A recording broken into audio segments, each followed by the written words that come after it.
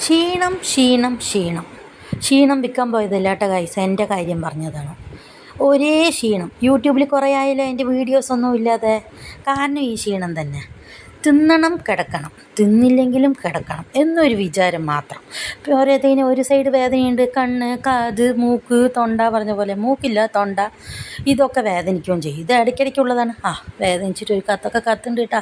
ഇതിൻ്റെ ഇടയിൽ ആ കയ്യിൽ 2 കുത്തൊക്കെ കിട്ടിയിട്ടാണ് കിടക്കുന്നത്. ഒരു ടെസ്റ്റ് ഡോസ്, ഒരു ബ്ലഡ് ടെസ്റ്റ് എന്നൊക്കെ പറഞ്ഞ്. അങ്ങനെ നമ്മൾ തത്തമംഗലത്തുള്ള മേഘന ഡോക്ടറത്താണ് ഞാൻ സാധാരണ പോവാറ്. ഇങ്ങനെ ഇതുപോലെ തലവേദന വരുമ്പോൾ ഇതുപോലെ ഒരു അയണ്ട ഇഞ്ചക്ഷൻ അങ്ങോട്ട് എടുക്കും. അപ്പം പിന്നെ മാഷാ അല്ലാഹ് അങ്ങനെ കുറച്ച് ദിവസം വണ്ടി ഓടും. ആ വണ്ടി ഓടുന്നവരിൻ്റെ ഈ സാധനം കൊടുത്തതേ ഓടുള്ളൂ എന്നാണ് പറയുന്നത്. നിങ്ങൾക്കൊക്കെ ഉണ്ടോ എന്നറിയില്ല. ആർക്കെങ്കിലും അനുഭവം ഉണ്ടെങ്കിൽ അതും ഒന്ന് പറയണം കേട്ടോ. മക്കളാണ് വീഡിയോസൊക്കെ എടുത്തത്. അങ്ങനെ ഇരുമ്പ് ശക്തി കുറവ്. ഇരുമ്പ് ശക്തിക്ക് ഇനിയിപ്പോൾ ഇരുമ്പ് കറുമുറന്ന് കടിച്ച് തിന്നേണ്ടി വരുന്ന തോന്നണത്. കാരണം ഇരുമ്പിൻ്റെ തിന്നിട്ടൊന്നും യാതൊരു ഗുണവും കാണാനില്ല. ഇനിയിപ്പോൾ എന്ത് ചെയ്യുക അല്ലേ?